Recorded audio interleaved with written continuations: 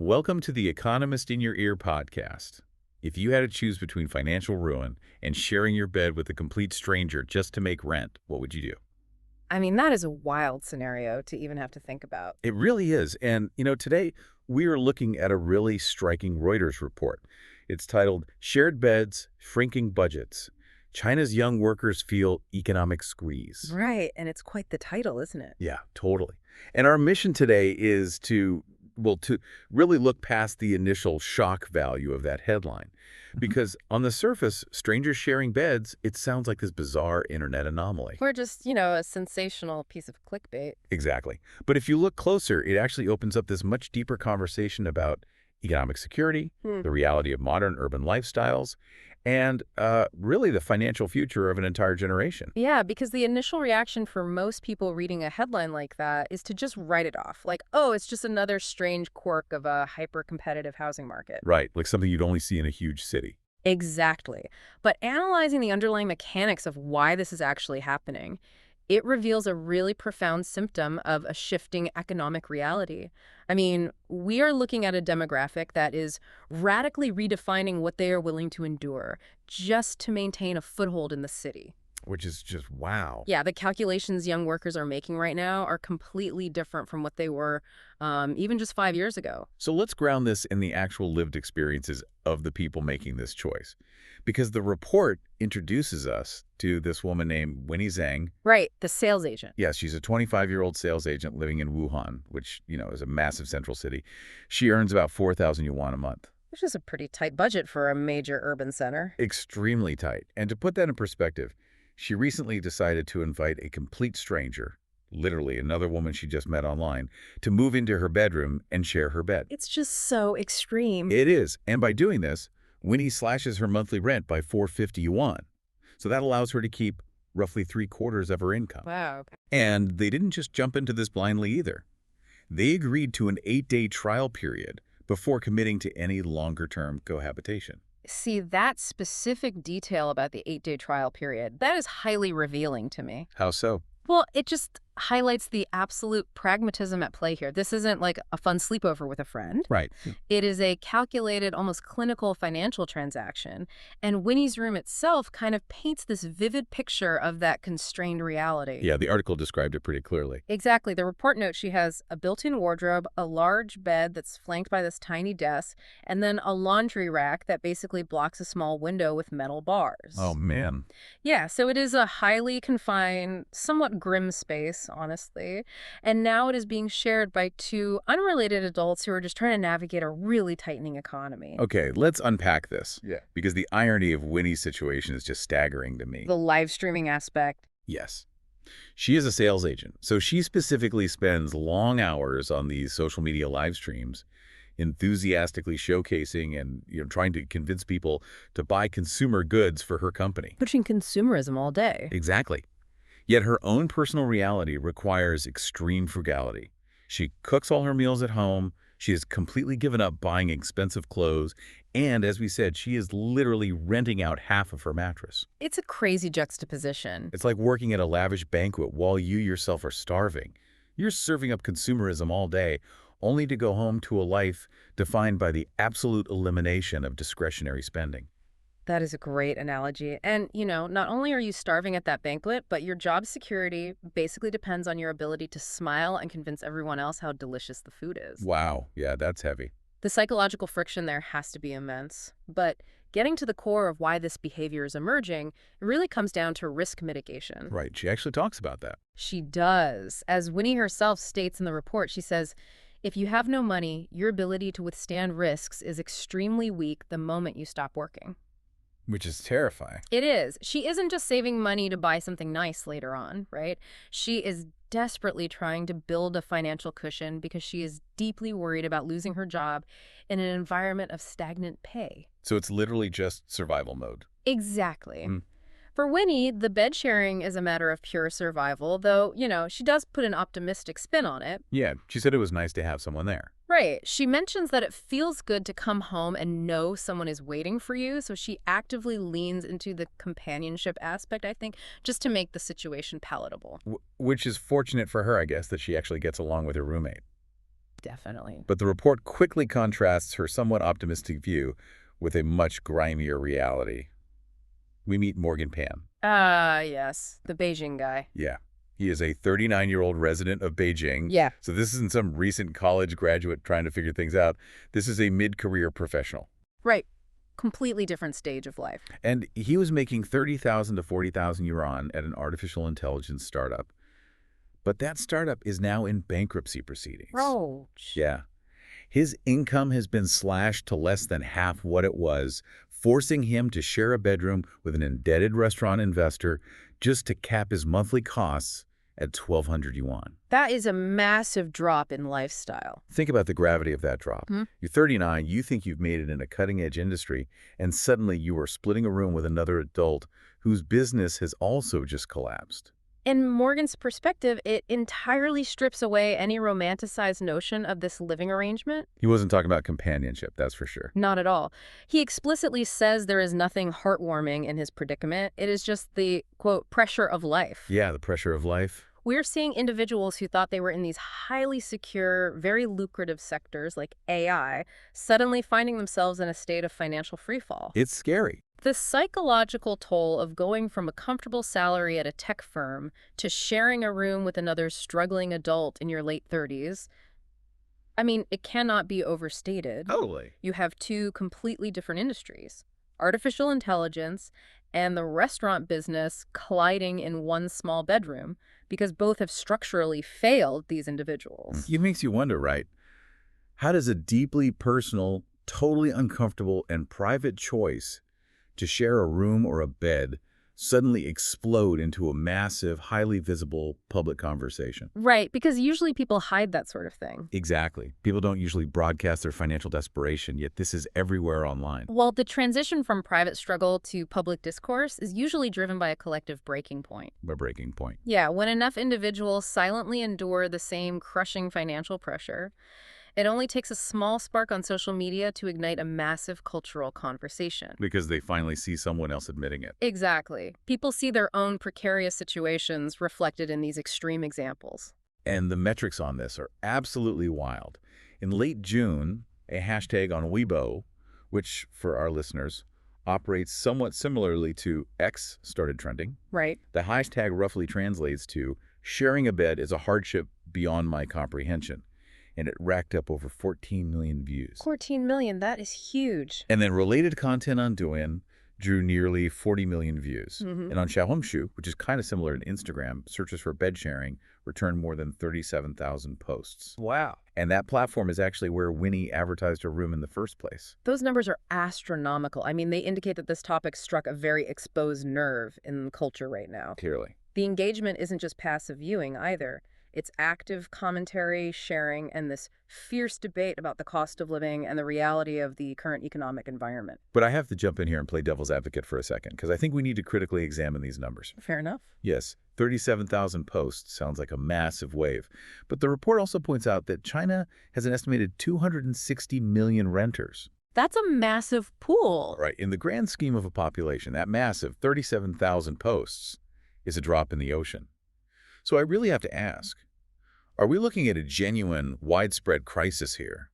Or just a sensational, algorithm-friendly niche trend that the media is basically blowing out of proportion? Just playing to the algorithms. Yeah. Social media algorithms are literally designed to reward bizarre, extreme behaviors. Sharing a bed with a stranger is the perfect clickbait to farm engagement. So what's fascinating here is that both things can be true at once. Okay, how so? Well, the data confirms this is absolutely a niche practice. I mean, the vast majority of those 260 million renters are not sharing their beds with strangers. Right. But the virality itself is the crucial data point. The algorithm only amplifies what resonates with people. Why did 40 million people watch those videos? Why did 14 million people engage with that hashtag? Because they're worried about their own money. Exactly. The trend acts as a lightning rod. Millions of young people who aren't sharing beds, and who frankly would probably never share a bed, are obsessing over these posts because they feel the exact same underlying financial anxiety. So it's projecting. Yeah, they are projecting their own fears of downward mobility onto these really extreme examples. The bed sharing is basically just the most visual manifestation of a fear everyone is already carrying around. Yes. It's the absolute worst-case scenario that they are all actively trying to avoid. They watch these videos because it validates their own daily anxiety about just making rent. It functions as a potent symbol. When people engage with that content, they are participating in a collective venting session about the broader systemic economic squeeze. Like a group therapy session online. Kind of. Yeah. They are essentially saying, look how bad things have gotten. Look what people are forced to do just to survive in this city. It validates their own struggles to keep their heads above water, even if their personal coping mechanisms aren't quite as extreme as Winnie's or Morgan's. So, if the internet is using this extremely niche behavior to vent about a broader economic squeeze, what exactly are the numbers telling us about that squeeze? Well, that's where the data gets complicated. Because when we zoom out to the macro data mentioned in the report, things start to look highly contradictory. Very much so. There is a profound disconnect between the top-line national economic data and the financial instability being experienced by young urban workers on the ground. Right. The report notes that economic growth is slowing down, hitting its weakest point in more than 3 years. Right, but then in the very next breath, the data shows strong exports, high industrial output, and what is described as, quote, steady consumption. Which sounds completely fine. Right. Here's where it gets really interesting. We're reading about steady consumption and strong exports on a national level, but individuals in major sectors like civil engineering and AI are facing bankruptcy and unemployment. The micro versus the macro. Exactly. Take Wang, another Beijing resident highlighted in the report. He lost his job at a civil engineering firm that closed back in December. He can't find work, and he is desperately searching for a roommate to split his 1,750 yuan rent. Yeah, he's in a really tough spot. So how are we supposed to reconcile this national ledger, which looks somewhat stable on paper with high industrial output, with the individual wallet, which is clearly running on empty? Reconciling that really requires breaking down the mechanics of this specific economic squeeze, because the macroeconomy is not a single unified entity, right? It operates on multiple, often completely diverging tracks. Okay, break that down for us. Well, the high industrial output and strong exports you mentioned are heavily driven by manufacturing and state-led infrastructure. Right, factories and building stuff. Exactly. Those sectors are producing, and they look great on a national balance sheet. But industrial success does not automatically translate to job security, wage growth, or stability for the urban service sector or white-collar workers. I see. The people driving the tech sector, the service industry, and private civil engineering firms, they are living in a completely different economic reality than the manufacturing sector. So the factories might be churning out goods for export, but the AI startups and the civil engineering firms are actively collapsing. Exactly. The prosperity of one track isn't bleeding over into the other at all. No, it isn't. And meanwhile, the cost of urban living rent, utilities, just basic necessities, it remains stubbornly high. It always does. Right. So you have this violent collision. The high cost of simply existing in a major city is slamming into stagnant wages and unstable employment in the specific sectors where these young people actually work. Which explains the squeeze. Yes. When the report mentions steady consumption, it's crucial to remember that this is an aggregate number. Yeah. It completely obscures the fact that while some wealthier demographics might still be spending, a massive cohort of young urbanites are adopting that extreme frugal lifestyle Winnie described. The staying in, cooking at home, not buying clothes. Precisely. They are abandoning retail purchases and saving every possible penny to build a fortress against risk. But when an entire demographic feels this profoundly squeezed, it doesn't just impact their current bank balance, it fundamentally rewrites their future trajectory within the city. Oh, absolutely. The report actually brings in some really crucial insights from Mingwei Liu, who is the director at the Center for Global Work and Employment at Rutgers University. Yeah, Liu's analysis provides the necessary framework for understanding the real long-term damage here. What does he focus on? He points out that this trend reflects a growing reality where a large segment of young people fundamentally lacks three critical things. They lack stable long-term employment, clear income prospects, and crucially, they lack a sense of urban belonging. Urban belonging. So what does this all mean for you, the listener? I want you to think about your own connection to your city. Think about that phrase, urban belonging. It's a powerful concept. It is. If you don't have it, you are basically just being treated as a temporary economic engine, like a battery powering the city, rather than a resident laying down roots. Right. If your job is completely unstable, and you are literally sharing a bed with a stranger on an 8-day trial period, you aren't exactly planning to buy a house in that neighborhood. Definitely not. You aren't planning to start a family anytime soon. You are living day to day, ready to pack your bags the moment the math stops making sense.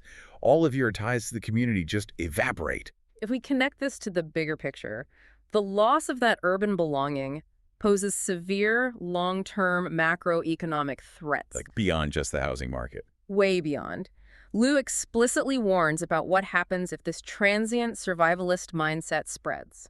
This isn't just a sociological observation about young people feeling alienated, you know. It is about the mechanics of a domestic economy essentially grinding to a halt. Because no one is investing in the future. Exactly. When people feel temporary, when they feel entirely stripped of long-term security, they stop investing in their future. Because they simply can't afford to, or, honestly, the fear of ruin just paralyzes them. And that triggers a vicious economic cycle. Young people, out of entirely rational fear, adopt extreme frugality. Right. They stop buying clothes, going to restaurants, upgrading their apartments. That widespread drop in household spending hurts businesses across the service and retail sectors. Which then leads to more layoffs. Yes, which inevitably leads to more layoffs and bankruptcies. Furthermore, because they feel no urban belonging, property demand plummets. They aren't buying apartments. Right, which damages the real estate sector, and that is a massive driver of the broader economy. And on a purely demographic level, if you can barely afford to rent half a bed, marriage rates and birth rates are going to decline sharply. Wow. The squeeze basically suffocates the very mechanisms needed for long-term economic growth. It becomes a total self-fulfilling prophecy. The frugality that they adopted just to survive the economic slowdown ends up exacerbating the very conditions that caused their anxiety in the first place. Exactly. You stop spending to save yourself, but when everyone stops spending simultaneously, the whole ship sinks faster. It's incredibly bleak when you map out the long-term trajectory. It really is. And it highlights why top-line metrics like high industrial output are entirely insufficient for measuring the true health of a society. You need to look at the people. You do. An economy is ultimately driven by the confidence of its participants. Right now, that confidence among young urban workers is completely fractured. Yeah. They are adapting to the squeeze, yes, but they are adapting to a reality of severely diminished expectations. The ambition to thrive has basically been replaced by the imperative to just survive. And that really brings us back to Winnie Zhang. She gave us a really striking quote to close out the report. Yeah, that quote was memorable. She says that the online fascination with her bed sharing doesn't bother her at all. In fact, she says she might continue doing it even if she earned more money in the future. Which is wild. Right. She calls it a necessary compromise. And then she says, quote, "When people say society has come to this, it's the absolute truth." When people say society has come to this, it's the absolute truth. I mean, that shows a profound, almost weary acceptance of a new, harsher normal. Yeah. It's no longer viewed as a temporary emergency measure for her. It is solidifying into a permanent shift in how she views her place in the world and what she expects from her economic environment. It leaves us with a really challenging thought to mull over, honestly.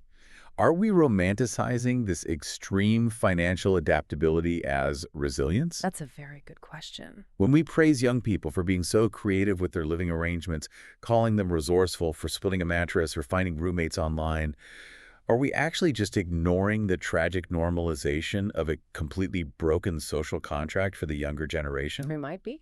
It's something we all need to deeply consider as the gap between macroeconomic data and ground-level reality continues to widen. Thanks for listening. Follow us for daily insights into world affairs, and don't forget to like, comment, and share.